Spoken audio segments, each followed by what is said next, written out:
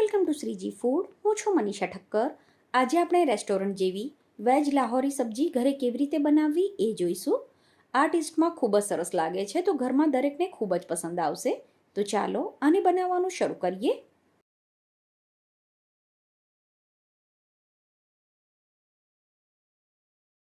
સૌથી પહેલાં આપણે એક હેવી બોટમની કઢાઈ લેવાની છે અને એમાં 1 ચમચો તેલ અને 1 ચમચી ઘી ગરમ થવા માટે મૂકવાનું. ઘી અને તેલ થોડું ગરમ થઈ જાય એટલે આમાં થોડા આખા મસાલા એડ કરવાના છે, જેમાં આપણે તમાલપત્ર, તજ, લવિંગ, ઇલાયચી અને એક જે સ્ટાર અનાઈસ કે જેને આપણે બાદિયા કહેતા હોઈએ છીએ એ એક એડ કરવાનું.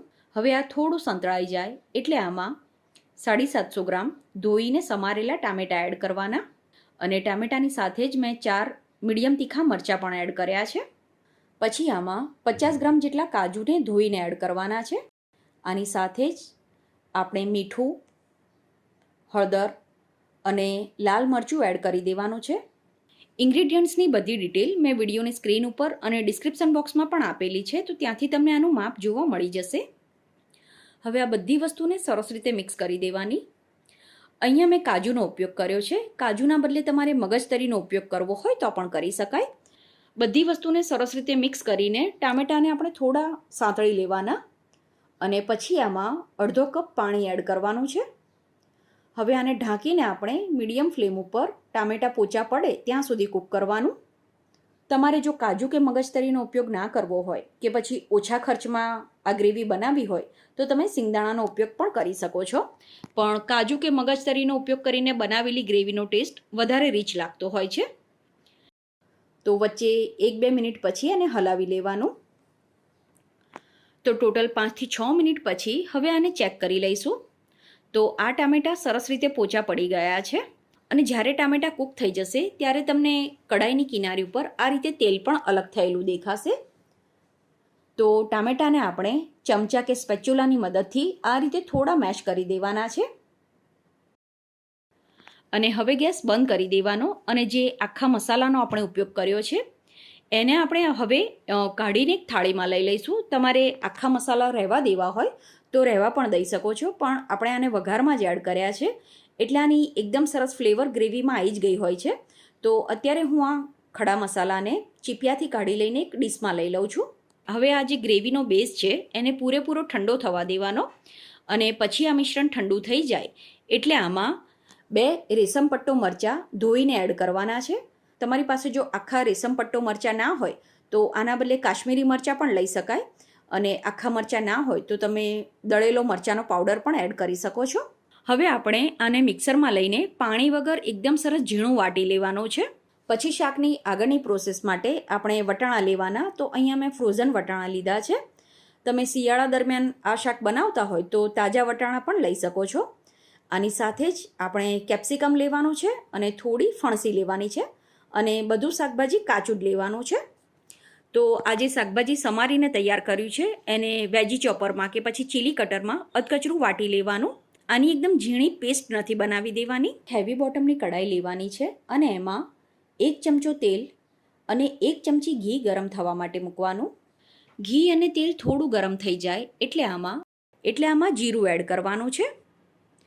હવે જે શાકભાજી આપણે અધકચરું કરીને રાખ્યું છે એ આમાં એડ કરવાનું અને આને સરસ રીતે સાંતળી લેવાનું છે.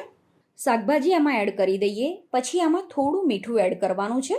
ગ્રેવીમાં તો આપણે મીઠું એડ કર્યું છે, અત્યારે ફક્ત આ શાકભાજીના માપનું જ મીઠું એડ કરવાનું છે. આને આપણે સહેજવાર માટે ઢાંકી દઈશું જેથી આ સરસ રીતે કૂક થઈ જાય અને વચ્ચે વચ્ચે જરૂર લાગે ત્યારે આને હલાવતા રહેવાનું. તો થોડી જ વારમાં આ શાકભાજી સરસ રીતે કૂક થઈ ગયું છે. શાકભાજી કૂક થઈ જશે એટલે આમાંથી તેલ અલગ થયેલું દેખાશે. સાથે જ તમને ટેક્સચર પણ આનું આ રીતે ડ્રાય લાગશે. તો જે ગ્રેવી આપણે વાટીને રાખી છે એ આમાં એડ કરવાની અને ગ્રેવીને મેં વાટીને પછી ગાળીને યુઝ કરી છે.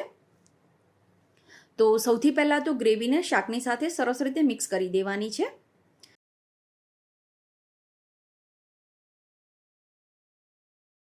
અને પછી આમાં પાણી એડ કરવાનું. તો હવે જ્યારે પણ તમે શાકમાં પાણી એડ કરો તો ગરમ પાણી યુઝ કરવાનું જેથી શાકનું ટેમ્પરેચર મેન્ટેન રહેશે અને શાકનો ટેસ્ટ અને કલર બંને ખૂબ જ સરસ આવશે. તો હવે આને સરસ રીતે હલાવી દેવાનું અને પછી આમાં આપણે પનીર એડ કરવાનું છે.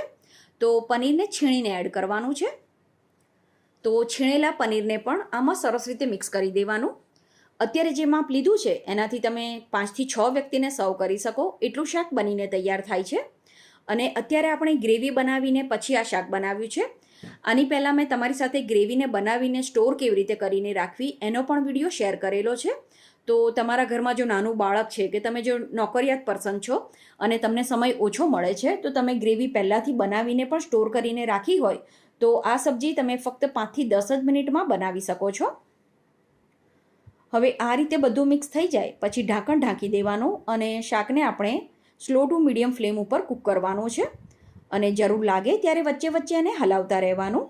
આ રીતે શાક કૂક થઈ જાય એટલે આપણે આમાં પંજાબી મસાલો એડ કરવાનો છે. તમારી પાસે પંજાબી મસાલો ના હોય તો તમે રૂટીનમાં જે ગરમ મસાલો વાપરતા હોય એ લઈ શકો છો. જેમ જેમ શાક કૂક થતું જશે એમ આ રીતે ઘટ થવા લાગશે. સાથે જ એમાંથી તેલ પણ અલગ થતું દેખાશે. અને આમાં આપણે ફ્રેશ ક્રીમ એડ કરવાનું છે. ફ્રેશ ક્રીમથી પંજાબી સબ્જી ખૂબ જ સરસ લાગતી હોય છે.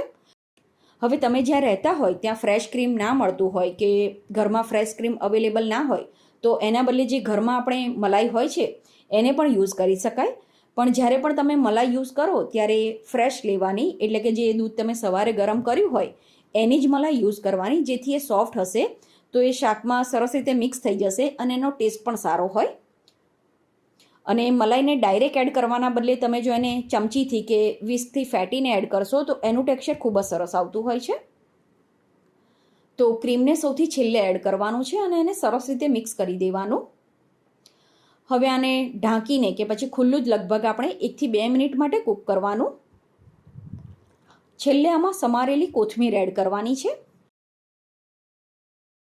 છેલ્લે આમાં થોડી ખાંડ એડ કરી દેવાની. કમ્પ્લીટલી ઓપ્શનલ છે, તમારે ખાંડ એડ ના કરવી હોય તો સ્કીપ કરી શકો છો. અને ફાઇનલી શાક બની જશે ત્યારે આ રીતની એની કન્સિસ્ટન્સી હોવી જોઈએ, કેમ કે આ શાકમાં આપણે પનીરને છીણીને એડ કર્યું હોય એટલે શાક જ્યારે ઠંડુ થશે ત્યારે હજુ પણ એ થોડું થીક થશે. તો ગરમા ગરમ શાકને આપણે એક સર્વિંગ બાઉલમાં લઈ લઈશું અને પછી આના ગાર્નિશિંગ માટે ઉપરથી ક્રીમ, થોડી સમારેલી કોથમીર અને ઝીણા સમારેલા લીલા મરચાં એડ કર્યા છે. તમે આ શાકને રોટલી, પરોઠા કે પછી નાનની સાથે સર્વ કરી શકો છો. તો તમે પણ આ રીતે સરસ મજાનું ટેસ્ટી અને મસાલેદાર વેજ લાહોરી બનાવીને જરૂર ટ્રાય કરજો. તમારા ઘરમાં આ ચોક્કસ પસંદ આવશે. આઈ હોપ તમને મારી આજની રેસીપી પસંદ આવી હશે. આવી જ બીજી રેસીપી જોવા માટે ચેનલને સબસ્ક્રાઈબ કરવાનું ના ભૂલશો.